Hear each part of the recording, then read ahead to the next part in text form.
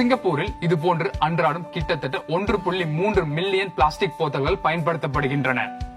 அவற்றை ஒன்றன் பின் ஒன்றாக வைத்தால் அதன் நீளம் சுமார் 294 கிலோமீட்டர். அதாவது சிங்கப்பூரில் இருந்து மலேசிய தலைநகர் கோலாலம்பூர் வரை. இதுவே ஒரு மாதம் சேர்த்து வைத்தால் 38.9 மில்லியன் பிளாஸ்டிக் போத்தல்கள். ஏறக்குறைய 8829 கிலோமீட்டர். வரிசையாக வைத்தால் சிங்கப்பூரிலிருந்து ஐரோப்பிய நாடான பின்லாந்துக்கு செல்லலாம்.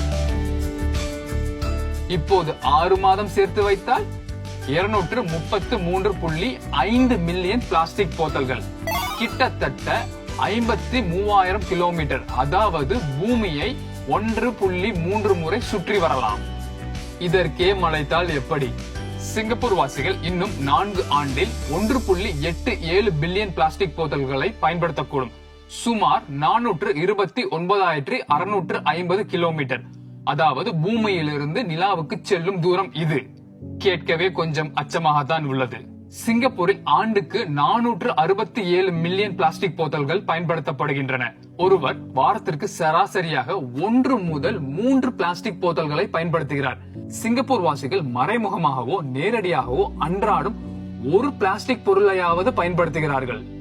அரசாங்கம் பிளாஸ்டிக் பொருட்களை குறைக்க பல நடவடிக்கைகளை எடுத்தாலும் அனைவரும் பொறுப்புணர்ந்து நடந்தால் மட்டுமே சுற்றுச்சூழலை காக்க முடியும். சிங்கப்பூரில் பிளாஸ்டிக் போத்தல்களை மறுசுழற்சி செய்ய ஆங்காங்கே இயந்திரங்கள் உள்ளன. மக்கள் அவற்றில் போத்தல்களை போடலாம். சில இயந்திரங்கள் காசும் கொடுக்கும். இயன்றவரை பிளாஸ்டிக்கை குறைப்போம், சுற்றுச்சூழலை காப்போம்.